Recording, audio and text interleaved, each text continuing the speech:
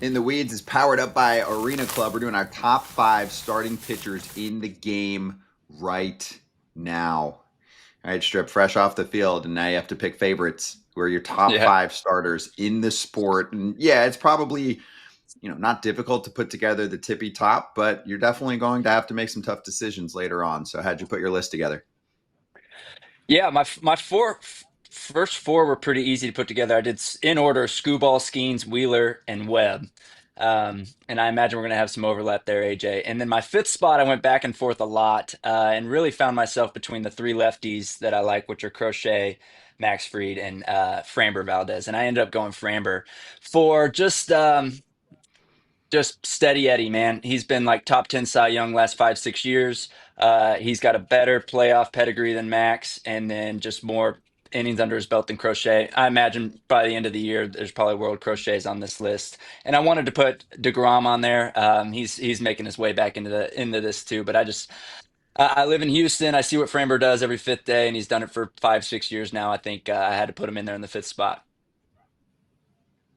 AJ, any thoughts? Why don't you lay your list out first, and then we can see. First, I can't complain about any of that, but I went Scooble Skeens 1-2.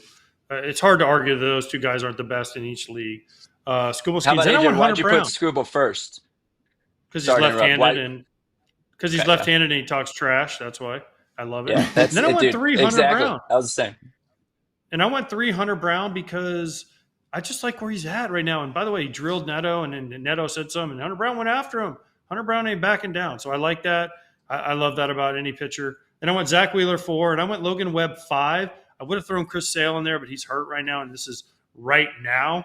Also, you could throw Crochet in there. You could throw a bunch of guys in there. But for me, Logan Webb, he takes the ball every fifth day, and he freaking dominates, man. Every time he takes the ball, he just dominates. So those are my top 5. Argue me if you want. I know people are going to say Hunter Brown's probably a little too high. Look at his numbers, man. Look at what he's done. That sinker that he's found has been good. How I many don't think. times I Yeah. sat in the dugout in 2023 on the Giants and would look up after 6 innings and Logan Webb would be at like 64 pitches, and I'd be like, "What? What is going on here?" I mean, it's almost like let the first guy get on and let the next guy hit a first pitch double play. I mean, he does that 3 times a game, and you can't print a pitcher better for that stadium. And yeah, he's a bulldog, man. Logan Webb deserves to be on this list, no doubt. So you've seen him pitch a lot. I mean, kind of give us the evaluation of his stuff and why it stands out and it's different. And he's really so different from almost anybody else on your lists. I guess you can make a little bit of a Framber comp. He'll rack up ground balls too. Yeah.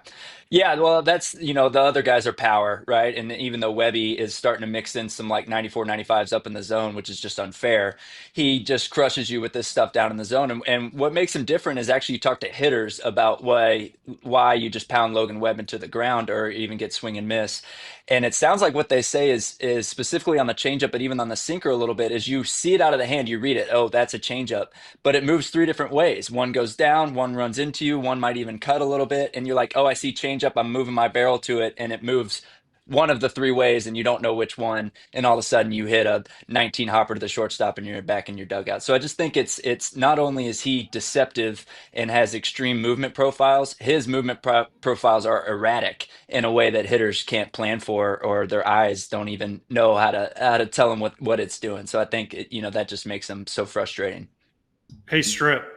So we did a thing early in the year where we had to pick our 3 players we'd want to choose to start a team with, and he was one of my picks. And Kratz and Scott blew me up. So thank you for Mhm. having my back on this one. They blew me up about. I'm like Logan Webb, yes. Cal Raleigh was one of them. I forget my other one, maybe Bobby Witt. And then my one pitcher I picked because I got confused by what it was supposed to be, but I picked Logan Webb because again, I like guys that take the ball every fifth day. They get quick outs. They go deep into games every time. And he's perfectly made for his ballpark. Yep, spot on, man. 200 innings every year. Just go ahead and pencil that in. He might even lead the NL in innings every year for the foreseeable future. And yeah, it's just and there's too many nights where it's just easy. Last year I pitched against him and I was actually doing really well, and he threw like a 2-hit complete game shutout and didn't even give me a chance. So it's just there's nights where he takes the ball in that stadium and the game's over before it even starts. Wow. We got one fan with reaction to this. Adrian said, "Where's Andrew Abbott?" I mean, I can make the same case for Chris Bubich, who's having a sick year, but that's like a little too current. And you want to see a little more of a track record, right, AJ? Even for Hunter Brown, who was really bad the first, couple months of the season last year. Now, consistently, you go for at least, June, so almost the rest, or all but 2 months of last season, and then halfway through this season. And I mean, he's got a top 3 ERA. He looks like a 1. So what's the delineation, I guess? Plus, I wanted to throw some young blood in there. Yes, Andrew Abbott's having a nice year, but he's got such a history of being injured, and it's just I don't know. I got to see more, like you said, and yes, he's having a great year. There's a lot of guys that are having a great year, but this time next year, you do this list, guess who might be on it? Andrew Abbott. But for me, these are the guys that I like right now, and like I said, I like guys that talk a little trash. So Hunter Brown drills a guy, goes after him, right? Logan Webb, he'll strike you out. He'll talk a little bit. I mean, Chris Sale, those guys. I mean, Scooble talks trash. These are the guys I like. Sorry, we all have our opinion. Yep, I'm with you. I love how right. I love how he's on both of our lists. AJ, sorry, real quick. I love how he's on both of our lists. Zach Wheeler, and we don't even talk about him. That's how like underappreciated he is, man. Talking about what he's done the last couple years and just doing it here again. He's on both of our lists top 5, and we're barely even speaking about him. He's the best for the longest period of time at this point. You look at the past I would say 5 years. Yeah, playoffs, going back to 2020. Look at his playoffs.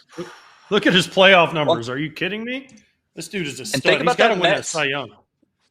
The Mets that came up with Harvey and Syndergaard and DeGrom and Wheeler and Matz. I think that was the 5. There might even be a 6 in there, and I think we're probably going to look back and say that Wheeler was the best and had the best career. DeGrom has the Cy Youngs, but is now mixed in some injuries. We'll see how he ages.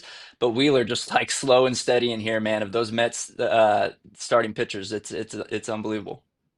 Wheeler's retiring 2 seasons from now. If he does what he's doing right now for 2 more seasons, he's probably a Hall of Famer. I know, he started a little bit late with his stardom, but he's getting close. I mean, you're going to be a top 5 Cy Young guy year after year. All right. We'll bring that debate up at some point. I don't know. We'll have to talk about it, but we'll talk about that. Hall of Famers, we'll talk about it. Okay. Hey, use code FAL to get 20% off your first slab pack or card purchase at arenaclub.com/FAL. If you love collecting cards, this is the spot. Let's open a slab pack for you. Silver. So these are usually the cheapest ones. Just get yourself a little pack. You don't have to deal with all the common cards and all the crap. I got myself a Jared Jones. How you doing? There we go. Who is going to be missing a little bit of time. I guess at this point, probably AJ back in 2027 or at the end of 26. Sucks. Yeah, sucks. But I would hold on to this card. At the end, I was trade offered. That? It's not fancy. I was offered. I think it was like 22 or 27, whatever it was, bucks, and I was like, nah, I'm gonna hold on to that one for a while. So anyway, you can do this on Arena Club. They'll send you the card. You just ask for it. They'll mail it over to you. But if you don't want it, you can sell it back and then try to get more cards. But you don't have to deal with all of the physical card dealing over and over again and shipping stuff out, right? Just keep it within your platform, then get it when you want it. Code's FAL for 20% off your first card purchase or slab pack. Hey, everybody. Be sure to like and subscribe for more content. We're back here every weekday, all year long, so do not miss an episode. The videos are coming in all day. Here's another video you might enjoy. Baseball the way it should be covered.